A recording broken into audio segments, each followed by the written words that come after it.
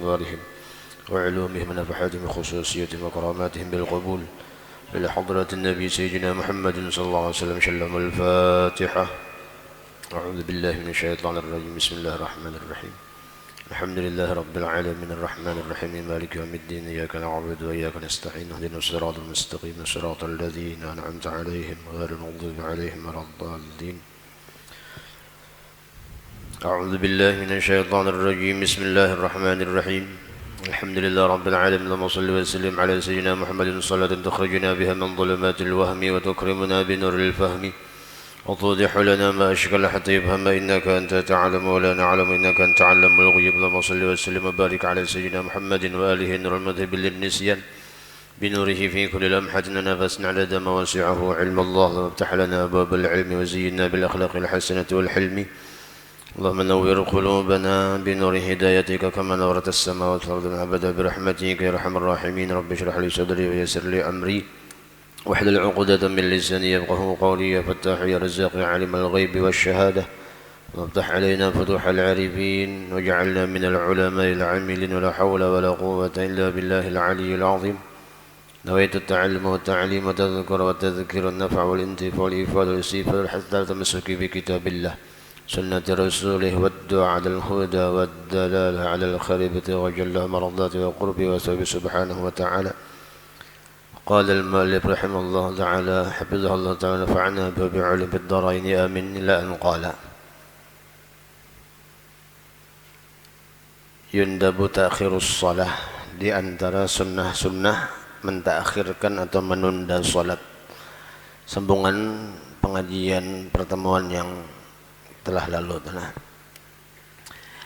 Sebelum kita membahas tentang disunnahkannya mentakhir atau menunda salat, tentu tidak ada salahnya kembali untuk kita memperbaharui niat i'tikaf dalam masjid ini dengan niat nawaitu an a'takifa fi hadzal masjid madda iqamati lillahi ta'ala. Di antara disunnahkannya mentakhir atau menunda salat dalam pertemuan yang telah lalu, satu di antaranya apabila sempurnanya umur baligh.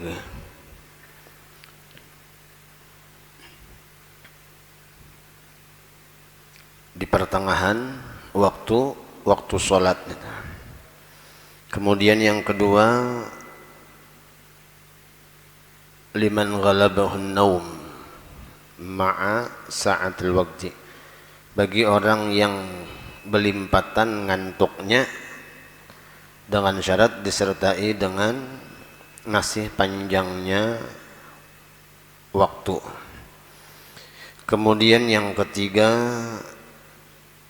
orang yang mengharap hilangnya udzur sebelum hilangnya waktu Jumat. Kemudian yang keempat, wa may yatayaqqan al-jamaah, orang yang meyakini akan adanya salat jamaah. Kemudian yang kelima, walidaimil hadathi raja al-inqita, bagi orang yang terus menerus dalam keadaan hadas dengan pengharapan adanya terputus daripada terus menerus hadas tersebut. Misalnya semalam di antaranya orang nang selisil baul, cuman ada batasan waktu nang apabila ini sejam misalnya berhenti selisil baulnya itu, maka boleh juga menunda, bahkan sunnah hukumnya menunda salatnya. Kemudian sambungannya, walil khuruji minal amkinati allati takrahu fiha as-salah, dan disunnahkan menunda salat itu dengan tujuan untuk keluar daripada tempat yang dimakruhkan padanya pada tempat tersebut untuk melakukan salat. Misalnya di pekuburan, di tanah pekuburan itu salah satu di antara yang dimakruhkan melakukan sholat. Atau misalnya di tempat yang di sekitarannya banyak najis, maka makruh juga untuk melaksanakan sholat di tempat tersebut. Kemudian yang ketujuh, waliman indahu dhaif hatta yut'imuhu wa yu'wiyah. Dan bagi orang yang ada padanya, pada seseorang tersebut itu tamu. Nah, jadi lamunnya pas sebarungan ada tamu, sedangkan masuk waktu sholat misalnya, maka boleh orang itu menunda sholatnya tadi, bahkan dihukumi sunnah menunda sholatnya tadi, karena ikram liduyub, memuliakan lawan tamu itu pun termasuk di antara yang diperintahkan oleh baginda Nabi sallallahu alaihi wasallam. Sampai orang itu tamu tadi diberi makan misalnya, kemudian lagi dicukupi keperluan si tamu tadi. Nah, lamunnya sudah tercukupi keperluan si tamu tadi, hajat-hajatnya misalnya, kemudian sudah juga dijamu dengan makanan-makanan, limbah itu pina masih aja lagi tamu tadi kada tahu-tahu, ya kah? Ya, tamu nang kada beadab berarti itulah. Nah, berarti sedang berizin lawan tamunya atau bahwa kita hendak melaksanakan sholat. Jadi lamunnya misalnya banyak kedatangan tamu, limbah itu masuk waktu sholat, jar kenapa kada dianjurkan kita langsung izin lawan tamu untuk melaksanakan sholat pada tepat pada waktunya. Khawatir menyebabkan timbulnya penyakit riya. Artinya supaya tamu tahu bahwasanya sorong termasuk orang nang melaksanakan sembahyang itu di awal waktu terus. Nah, khawatirnya timbul penyakit hati di situ. Jadi disunnahkan menunda sholatnya tadi sampai menjamu lawan tamu tadi, kemudian mencukupi dengan apa yang dibutuhkannya atau melaksanakan hajat-hajatnya, kemudian lamunnya kita kawa memberi makan, afdal lagi telah dengan niat ikram liduyub tadi. Karena menurut riwayat apabila kita kedatangan tamu nang tanpa diundang, tamunya adalah artinya kita rahatan duduk santai limbah itu ada tamu datang, itu dengan datangnya tamu tadi mengangkat derajat kita di sisi Allah Subhanahu wa taala, dan dengan pulangnya tamu tadi maka dosa-dosa kita pun bakal diampuni oleh Allah Subhanahu wa taala. Jadi sangat beruntung telah lamunnya kita rahatan nang duduk santai misalnya di rumah, ada aja tamu nang datang dengan tanpa diundang tamu tadi, tapi ada nang biasilah kita besaruan tak. Nah, dengan kedatangan tamu tadi maka derajat kita akan diangkat oleh Allah Subhanahu wa taala, dan dosa-dosa kita, bahkan dosa-dosa nang ampun rumah itu pun diampuni oleh Allah Subhanahu wa ta'ala. Apalagi sampai kau memberi makan telah lawan tamu tadi, bukan cuman sekadar hidangan seadanya tah, kau menjamu memberi makan pulang misalnya, maka kita nang memberi makan, kemudian orang nang di rumah nang maharaguakan, nang memasakiakan bini kita kah, misalnya anak kita kah, atau pembantu kita kah, itu pun dapat juga ampunan dosa dari Allah Subhanahu wa taala. Pernah dalam riwayat ketika salah satu di antara sahabat Nabi sallallahu alaihi wasallam itu selalu menjamu lawan tamu-tamunya yang datang. Limbah itu karena kerancakan nang ke itu rupanya nang bini ini asa keberatan, lalu mengeluh lawan nang laki. Nah, limbah mengeluh lawan nang laki, lalu nang laki nih curhat lawan baginda Nabi.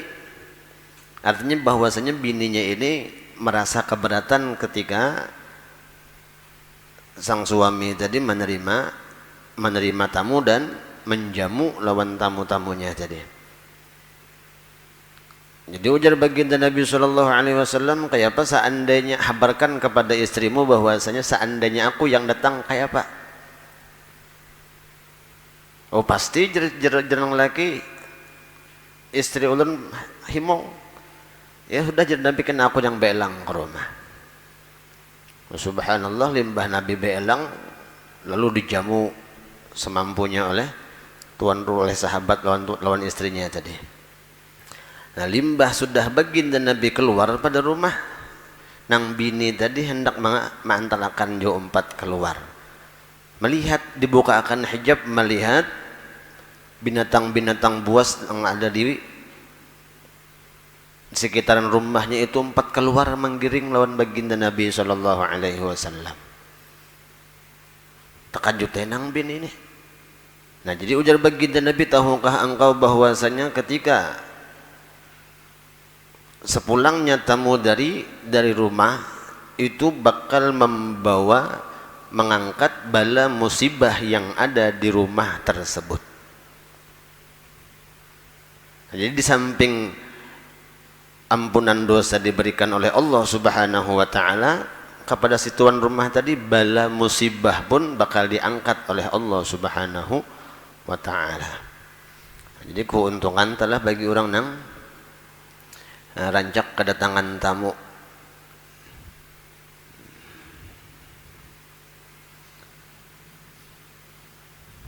Kemudian di antaranya lagi yang disunahkan untuk menunda terhadap sholat itu yang ke-8 lah. Wa man ta'ayyanat 'alaihi syahadah hatta yu'diha. Dan disunahkan lagi bagi orang yang ditunjuk atas seseorang tadi untuk menjadi saksi atau dijadikan sebagai saksi sampai ia memenuhi panggilan disaksi tadi. Jadi seandainya pas tabarungan saksi dipinta jadi saksi nih berpintangan lawan waktu sholat misalnya,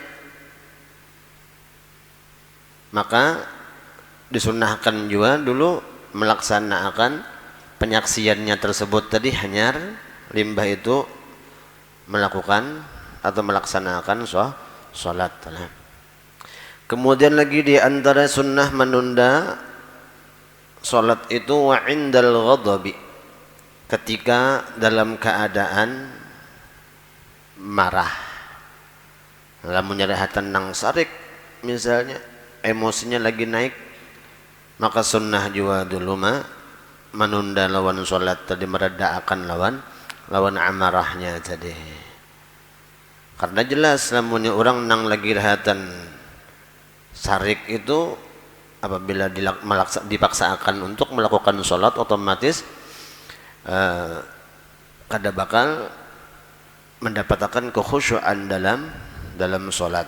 Jadi sunnah menunda dulu dalam sholatnya jadi. Nah, kemudian lagi di antaranya wal ghaidu hatta yazul. Orang yang lagi dalam keadaan apa bahasa kita tuh galau, pusang, ya kah? Sampai hilang pusangnya tadi. Asaha jangan nanggalo benahun, nah. Ini sempat nanggalo menahun itu nang badalawasan pusang jana itu lain pulang kisah. Lawannya kada baik juga lamunnya kalalawasan pusang tuh. Galo menahun telah kada jelas kada baik. Kenapa? Karena orang nang pusang balalawasan,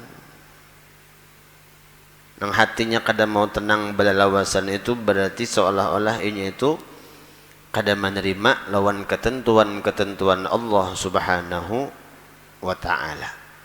Karena hakikat daripada apa nang terjadi lawan diri kita dan apa yang terjadi dengan apa yang ada di sekitar kita itu kada lain terjadinya sesuatu tersebut tadi atas kadar atau kehendak ketentuan Allah Subhanahu wa ta'ala. Kalau webian misalnya kematian bini, karena saking sayangnya lawan bini bilang berbulan-bulan sedihnya aja. Nah itu limpat berarti seolah-olah kada menerima lawan ketentuan takdir dari Allah Subhanahu wa ta'ala. Makanya orang-orang nang keimanannya itu kuat kepada Allah Subhanahu wa ta'ala, kadar keimanannya itu, kualitas imannya itu baik, otomatis inya cepat meintrospeksi, menyadarkan lawan dirinya tadi, imannya tadi menyadarkan lawan dirinya. Makanya ujar Quran menyatakan apa? Ala inna awliya Allah la khaufun alaihim walahum yahzanun. Jadi orang-orang yang dikasih oleh Allah Subhanahu wa ta'ala, orang-orang yang imannya, kualitas keimannya itu baik, maka inya jarang mau bersedih.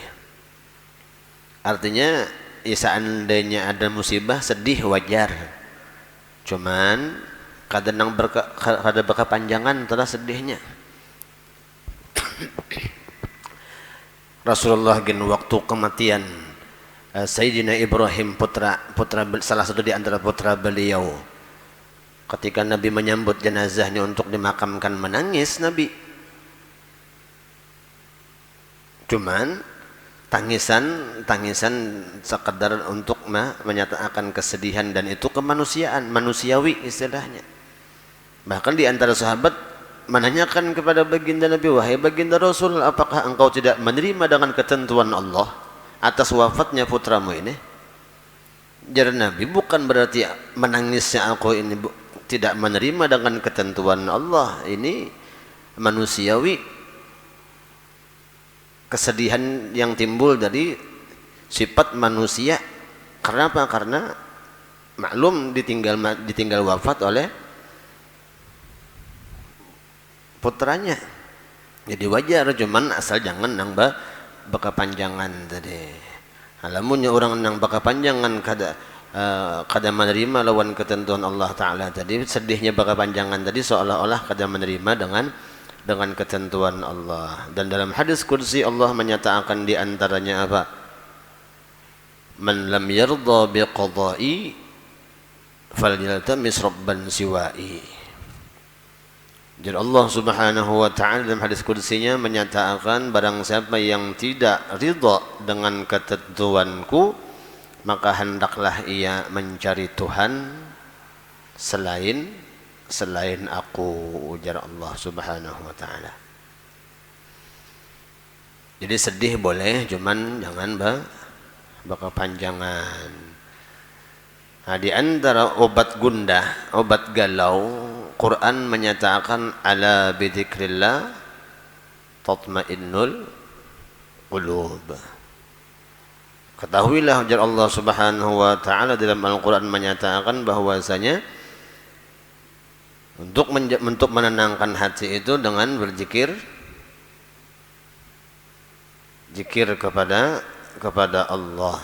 Dalam kita galau berarti dianjurkan untuk banyak-banyak zikir, ingat kepada Allah Subhanahu wa ta'ala.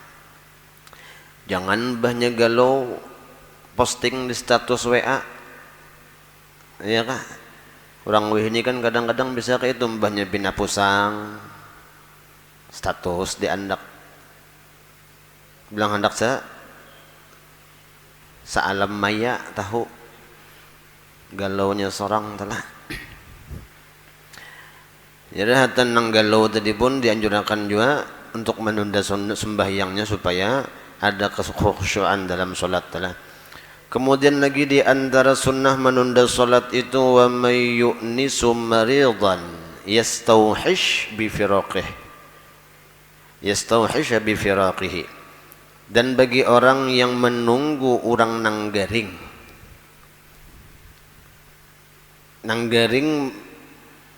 mendekati dengan kematian. Orangnya nang ditunggu inilah, lamunnya nang garing batuk aja atau sekadar opname aja di rumah sakit lain kisah itu. Nang sudah pina parak lawan kematian tanah itu, maka sunnah juanya menunda lawan sholatnya tadi. Khawatir apa? Sembahyangnya tegasak-gasak misalnya, atau bisa jadi hatan inya sembahyang tadi orang nang ditungguinya mah meninggal dunia. Jadi seandainya dokter menyatakan, jar dokter pinanya nang garing ini parak sudah meninggal, maka sunnah kita menunda lawan sholat tadi untuk menunggui orang nang garing nang sudah hampir dengan datangnya ajalnya tadi.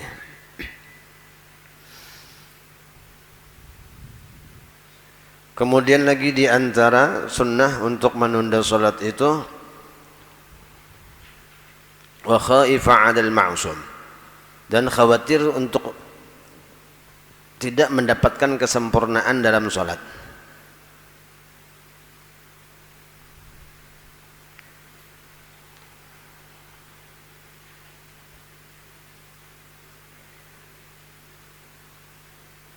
Apapun itu telah perkaranya, lamanya kita khawatir kada sempurna dalam pelaksanaan sembahyang, maka disunnahkan juga untuk menunda lawan sholat tadi. Kemudian lagi di antara yang mushtagilun wa mushtagilun bidhabihi bahimati musrifatin alal halaki. Orang nang sibuk menyembelih binatang yang mana yang dimaksud yaitu musyrifatin, yang dihormati atau dimuliakan, alal halaki, atas binasanya binatang tadi.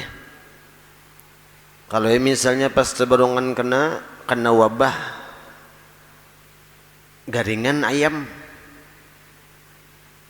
lamun diliatakan ayam kita ini cagar matian, jadi bang lalu disembelihi ayam, pas rahatan menyembelih ayam tadi misalnya, atau rahatan hendak menyembelih ayam nang garing tadi masuk waktu, maka tetap disunnahkan kita itu menuntungakan menyembelih ayam tadi dulu, hanyar limbah tuntung itu melaksanakan sholat.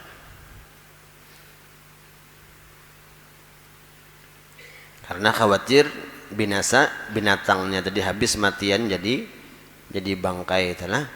Kemudian lagi di antaranya au it'amaha, atau memberi makan terhadap binatang.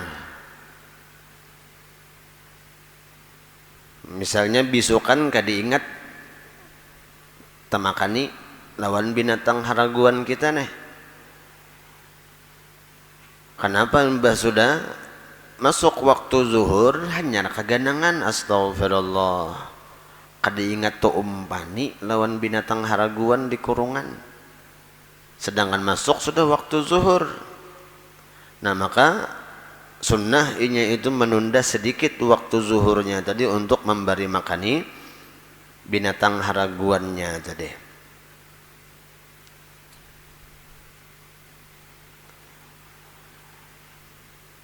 Au qutila nahwu hayyah, atau menunda sembahyang tadi karena untuk membunuh ular.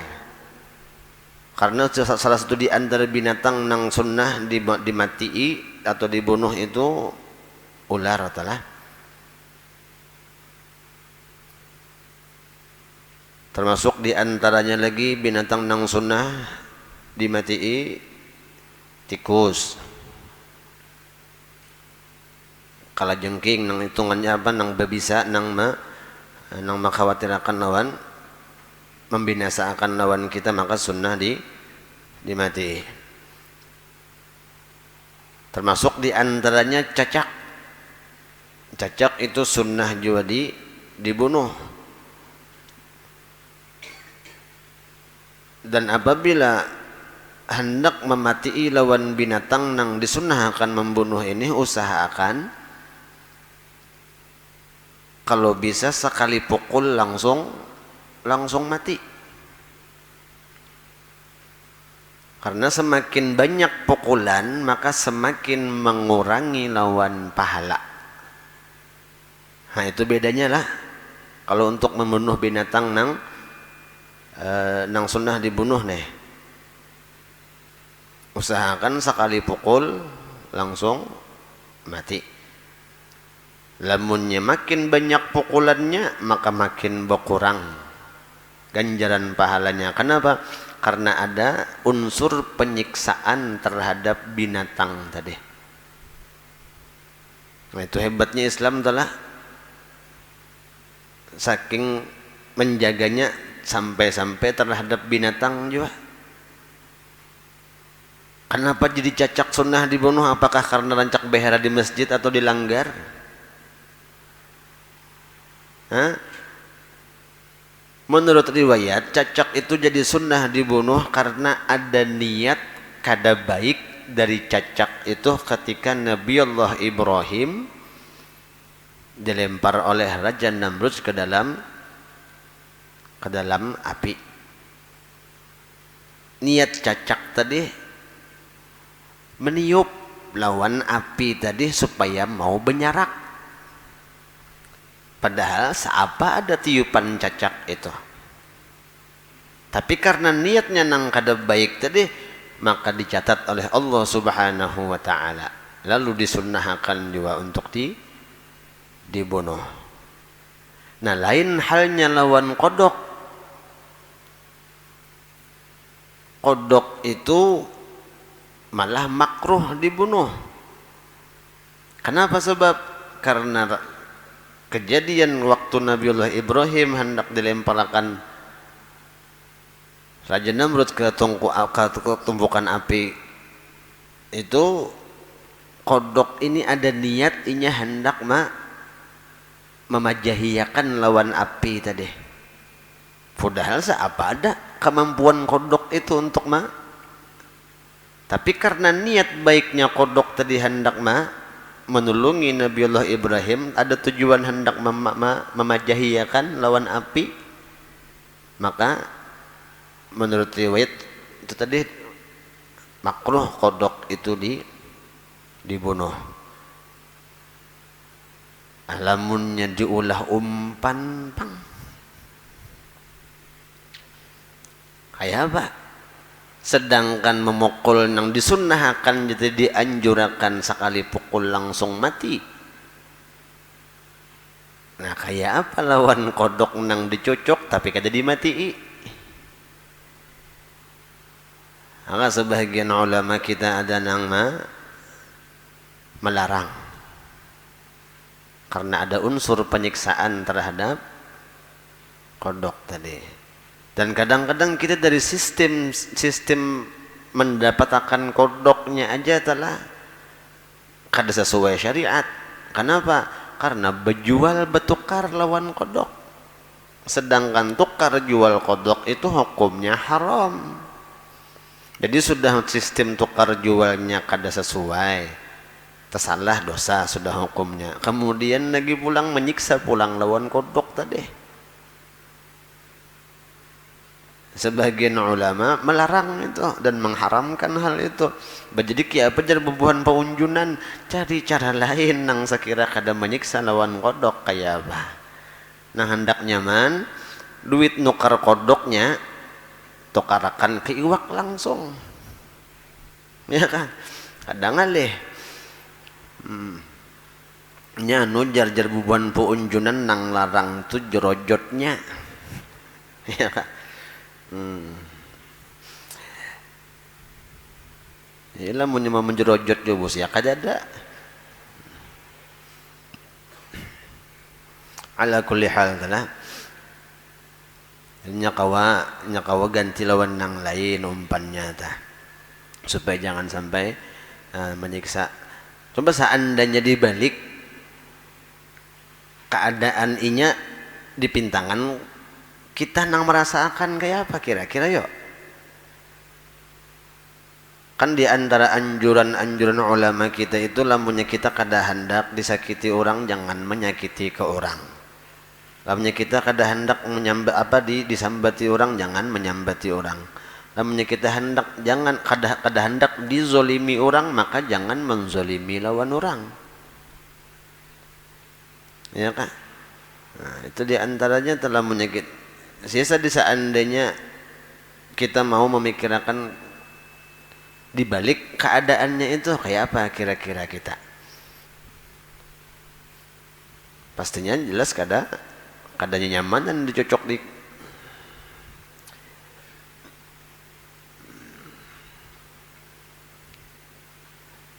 walhasil telah ada aja kalau umpan nang lain tagasan mah Patakas itu jauhnya lah. It'amaha au qutila nahwa hayyah tadi. Wali syiddatil har, dan karena bersangatannya panas. Nah ini nang bersangatan panas ini nang masyhur telah, artinya apabila kita itu berlimpatan nang asa gerah, dan khususnya pang, tapi ini ada di antara syarat-syaratnya, di antaranya sembahyangnya sembahyang zuhur. Nang boleh rahatan nang menunda karena panas tadi, sembahyangnya sembahyang zuhur dulu. Kemudian musimnya pulang pas takana musim panas. Lamunnya rahatan musim dingin, musim hujan misalnya, menunda zuhur dengan alasan tabrid jam mendinginakan, berarti seorang nang lagi otaknya nang panas. Lain pembahasan pulang itu berarti nang pintangan nang pusang tadi, ya kan? Kemudian lagi di antaranya daerahnya pulang, menentukan juga telah daerahnya. Artinya punya daerah nang pegunungan jelas kada seberapa panasnya. Kayak di Batu misalnya, di Malang itu kan jam 11 jam 12 itu kan masih berasa dingin. Kemudian lagi sembahyangnya pulang nang tujuan menunda tadi untuk jamaah juga. Lamunnya cagaran sembahyang sorongan tabrid pendinginakan tadi, maka kada dianjurakan juga. Kemudian tempat pulang menentukan nang didatanginya tempatnya itu jauh juga didatanginya, cuman mendatanginya pakai mobil basi lain dua pulang telah.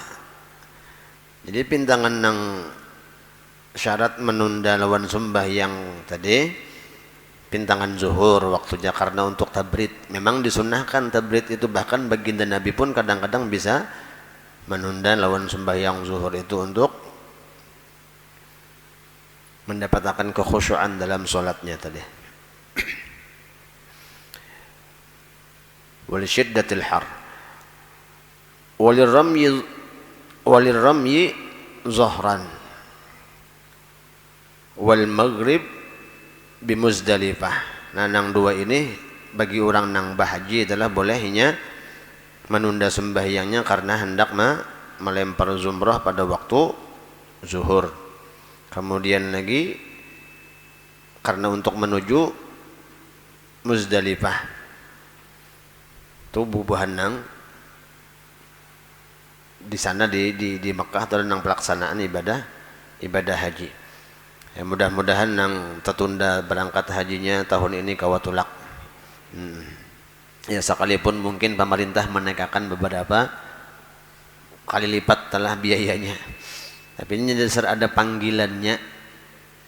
Lamun dasar ada panggilan sebagai tetamu Allah, maka insyaallah bubuhan pian nang cagar tulak diberikan kemudahan oleh Allah Subhanahu wa taala. Maka ini dasar ada panggilannya, ada panggilannya biar nang kayak apa kita mau usahakan. Ada nang sudah parak benar lawan tulak limbah itu, ada nang mengusulkan becahar lo jangan membuangi kotoran dosa-dosa nang di awak, lalu minta baju cahar lawan siapakah mintanya? Kenapa mbahnya minum baju caharnya itu atas bawah keluar sampai kekurangan cairan pas meninggal.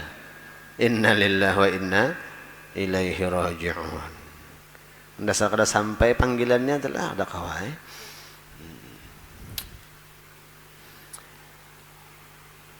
Kemudian lagi di antaranya yang ke-18 wa mudafa'atul hadathi. Dan orang nang menolak lawan hadas. Artinya orang nang menahani lawan hadas, kehandakan bakamih kah misalnya, atau kehandakan bakantut kah misalnya, atau nang lain daripada itu telah ini sudah limpat berasa hendak sekalipun masuk waktu, maka disunahkan juga menunda lawan sembahyangnya. Jadi misalnya nang hendak lagi sakit parut misalnya, tuntungakan dulu sakit parutnya, atau kehendakan bakamih tadi, maka tuntungakan dulu kamihnya tadi.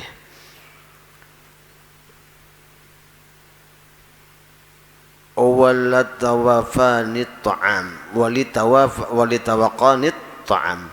Dan orang yang sudah ada hasad keinginan untuk makan, sudah ada keinginan untuk makan, maka sunnah menunda sholatnya dan makan dulunya. Nah makanya ada kelonggaran kadang-kadang apa di antaranya orang nang sembahyang buka puasa ya kah, karena sudah seharian kada bermakanan, maka disunahkannya makan dulu, minimal ta'jil, artinya ada nang dimakan hanyar sembahyang. Apalagi misalnya keinginan ada, kemudian makanannya sudah siap.